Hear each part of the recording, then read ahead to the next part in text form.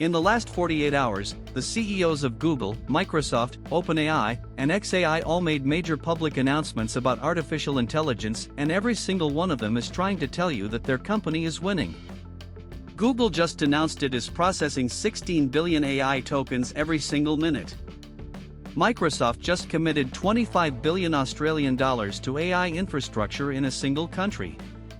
OpenAI just rolled out its coding AI across an entire company in partnership with NVIDIA.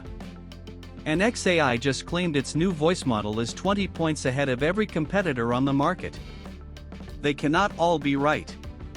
So which company is actually winning the AI race, and what does it mean for your job, your data, and the future of every software tool you use? In the next 10 minutes, you will find out exactly what Google announced at Cloud Next and why the trillion token number matters more than it sounds. You will see what Microsoft's $25 billion Australia bet tells us about where AI infrastructure is heading. You will hear Sam Altman's pitch to every company on Earth to let OpenAI run their code. And you will find out what xAI's voice model claim actually means for the competition. Plus, we will tell you the one question none of these companies wants you to ask. If this is your first time here, subscribe. This is where the AI race gets explained without the hype. Let us go through this in order. It starts on April 22nd at Google Cloud Next. At 12:35 p.m., Sundar Pichai posted a sweeping summary of Google Cloud's momentum, announcing the Gemini Enterprise Agent Platform, 8th-generation TPUs, and a statistic that nearly 75% of Google Cloud customers are now using AI products. He noted that Google's models process 16 billion tokens per minute via direct API, up from 10 billion last quarter. That is a 60% increase in a single quarter. Video available. At 3:57 p.m., Pichai posted a photo of Google's new TPU-8T and TPU-8i chips, one optimized for training, one for inference. Then at 4:03 p.m., he published the headline numbers: over 330 customers processed more than 1 trillion tokens in the past 12 months. 35 of those customers crossed the 10 trillion token milestone. Then Microsoft enters. On April 23 at 1:02 a.m., Satya Nadella announced that Microsoft is making its largest ever investment in Australia, 25 billion Australian dollars, to expand AI and cloud capacity, strengthen cybersecurity, and build digital skills across the country. 3 hours later, at 3:45 a.m., he announced that Agent Mode in Microsoft Copilot is now generally available and the default across Word, Excel, and PowerPoint. Video available. Then OpenAI responds. At 7:21 p.m. on April 23, Sam Altman posted that OpenAI and NVIDIA had rolled out Codex, OpenAI's coding AI, across an entire company, and invited other companies to do the same. Image available.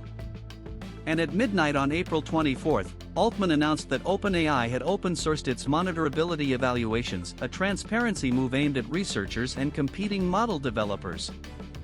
Finally, at 10:29 p.m. on April 23, a post attributed to the Elon Musk handle claimed that xAI's newest voice model is 20 or more points ahead of the nearest competitor on Sierra's leaderboard, describing it as a massive upgrade from the December original with significantly improved realism and tool calling. Here is what all of this actually means beneath the headline numbers. The token metric war is real and consequential. A token is roughly 3/4 of a word. Processing 16 billion tokens per minute means Google Cloud is handling the equivalent of roughly 12 billion words of AI-generated or AI-processed content every 60 seconds across its customer base. That number going from 10 billion to 16 billion in a single quarter, a 60% increase, may suggest that enterprise adoption of AI is not slowing down. It may be accelerating faster than most public forecasts anticipated. Microsoft's 25 billion Australian dollar Australia commitment is notable for a different reason. It is not just about Australia. It is a signal about where AI infrastructure investment is going geographically, away from concentration in the United States and toward distributed global capacity. This may reflect regulatory diversification, energy access strategy, or simply the scale of demand in the Asia-Pacific region. All of these are possible explanations. Exact strategic rationale has not been confirmed beyond the announcement. The OpenAI Monitorability open source release is the most underreported item in this cluster. Releasing safety evaluation tools to the research community is a direct response to growing regulatory and academic pressure on AI labs to demonstrate that their models can be monitored and controlled. This may suggest OpenAI is preparing for a regulatory environment that requires provable safety measures, or it may be a strategic transparency play to build trust ahead of a major product launch. Both are possible. The xAI voice model claim of 20 points on Sierra's leaderboard is unverified independently in this dataset. Sierra is a real AI evaluation platform, but leaderboard positions change frequently and can be gamed by benchmark optimization. This claim should be treated as a company assertion until independently confirmed. Will AI agents in Word, Excel, and PowerPoint actually replace human workers, or just assist them? Most analysts suggest the near-term impact is augmentation rather than replacement. AI agents are currently most effective at handling repetitive, structured tasks within documents. However, some economists believe that as agent capabilities improve, certain white-collar roles involving data processing and drafting may see significant automation within 3 to 5 years. Exact workforce impact figures are not confirmed. Is one of these 4 companies, Google, Microsoft, OpenAI, or xAI, definitively ahead in the enterprise AI race? This is genuinely contested. Google leads on infrastructure scale by token volume. Microsoft leads on enterprise software distribution through Office 365. OpenAI leads on model brand recognition and developer mindshare. xAI's claims are the most difficult to independently verify from publicly available data. Some analysts suggest the race may produce multiple winners across different market segments rather than a single dominant player, but this is speculative at this stage. The geographic dimension of this story is often missed in the tech coverage. Microsoft's $25 billion Australia investment is not just a number, it is the largest single-country AI infrastructure commitment Microsoft has ever made, and it comes with a specific mandate to help organizations across the country build digital skills.